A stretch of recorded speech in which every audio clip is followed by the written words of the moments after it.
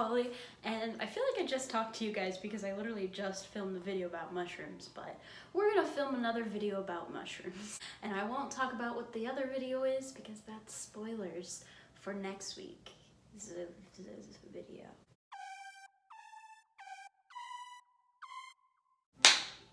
Folks, today I'm gonna show you how to make a delicious one-pot cream of mushroom kind of ramen. So this is just based off of a ramen I had a little while ago.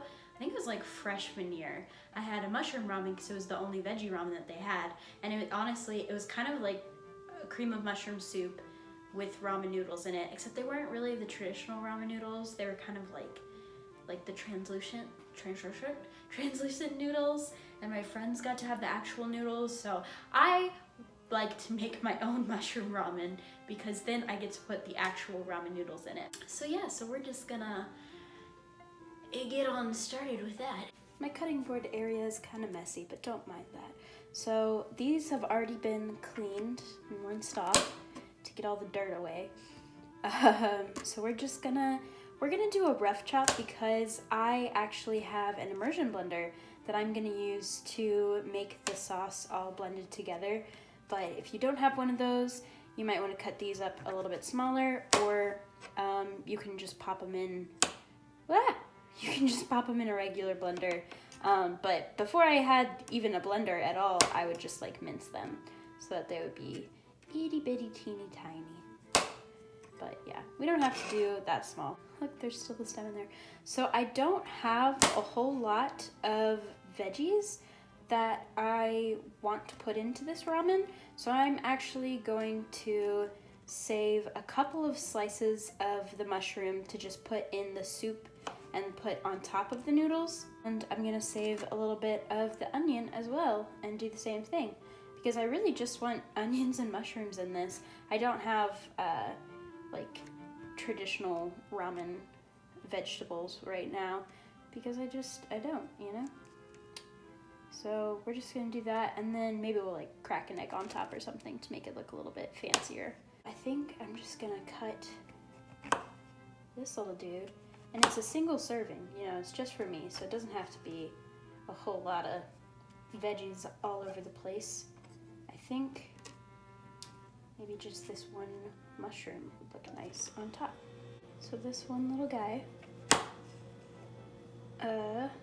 will be situated on top of my soup, so I'm gonna save you. Just like nothing ever happened to him. And then this guy we're gonna just completely chop up. And even though I'm not, you know, mincing them or anything like that, I still am gonna cut them kind of small just to make it cook faster. I have some avocados, and I've really been enjoying making like noodle dishes and soups and things lately. I saw this thing for avocado soup, but that just sounds so nasty to me. If you guys have ever cooked with avocados before, let me know, because it just does not sound like something that would taste good or like be appealing in any way. But apparently it's a thing, so, you know, if you are wiser than me in the ways of avocados, I think I'm just gonna cut this in half actually. Please let me know if avocado soup is good, because it sounds horrible. And so now we're just gonna cut these like this. And this will be the same as the mushrooms, just like a rough chop to just put it in the pot, and we'll blend it up later. Yeah, so not mincing, just a rough chop. And I'm actually going to put the extra bits of my onion into a Tupperware in the freezer and try to use it in the future for my own homemade veggie stock. So now I'm cutting kind of longer strips of onion. These bigger pieces I'm gonna save just like with the mushroom, and those are gonna go on top of the noodles at the very end. But I mean, they're gonna cook in the pot with the noodles, but yeah. They're not going in with the rest of these guys.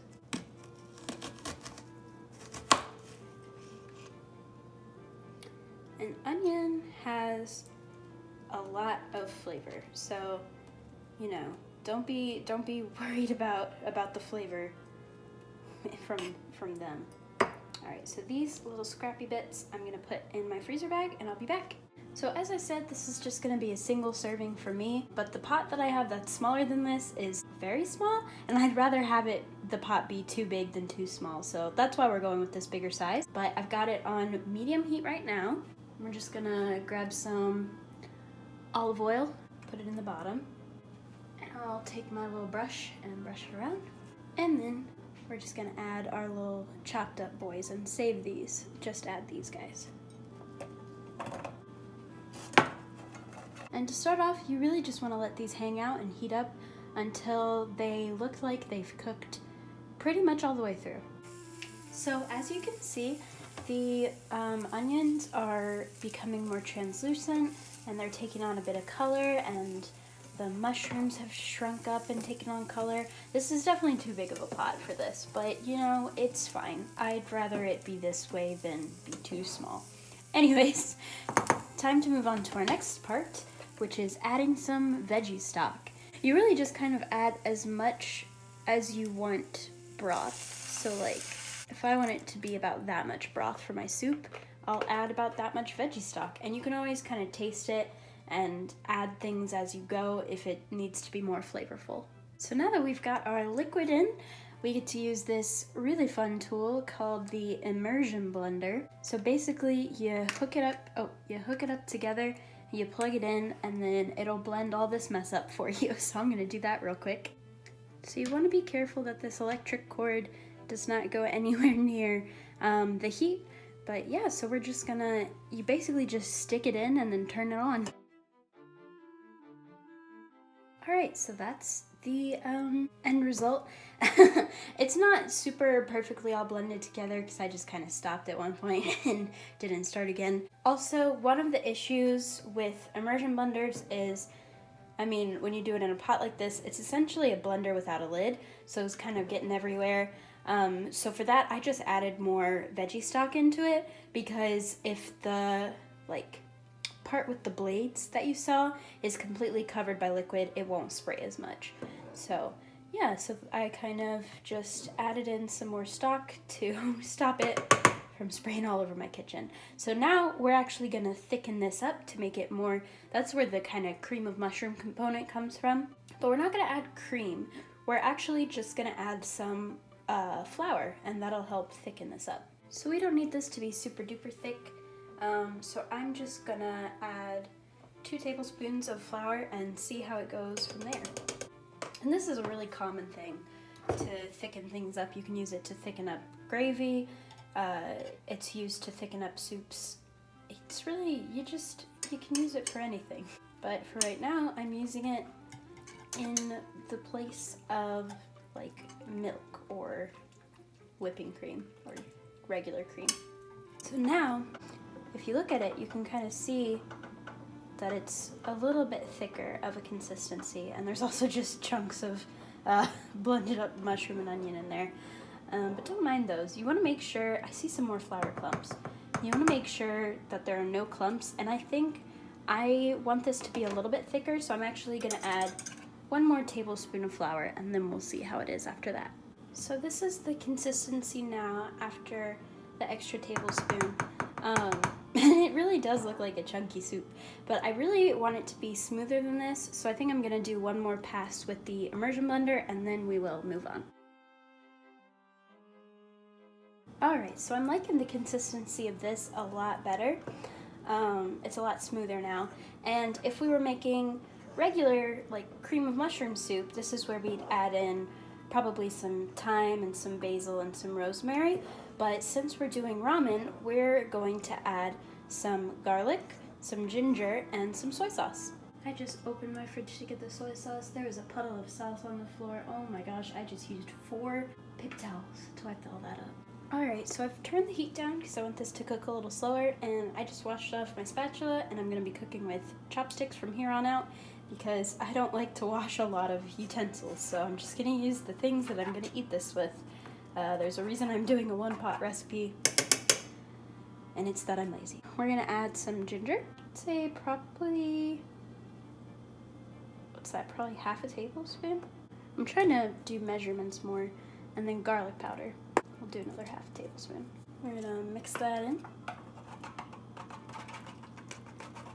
I could have done this sooner, like before the blending step, but I forgot. And now some soy sauce. People make fun of my giant thing of soy sauce, but look, I'm almost done with it. And that's probably a tablespoon. And when that looks nice and incorporated, it's time to add the noodles. So I opened these upside down, but these are the noodles that I have. You can see they're all curly, they're all twisty, and they come in little sections, so you can just kind of put one of these little sections in. If you have instant noodles, absolutely go for that and add the flavor packet. I think they would taste pretty good, but since I have these, I'm gonna use these. So we're just gonna add our noodles. And then we'll add the veggies that we didn't add before. And then we're just gonna cover this, and I'll come back and check on it and stir it every once in a while until it looks like it's finished. Alright, so this is about what we're looking at for the ramen. It's pretty much done, and if this broth ever gets too thick for you, you can always just add some water or just not add flour in the first place if you don't want it to be thick.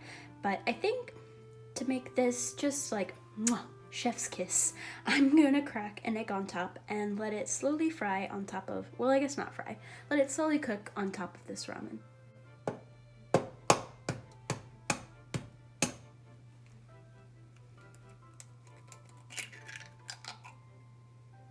Oh, I was scared I was gonna break the yolk.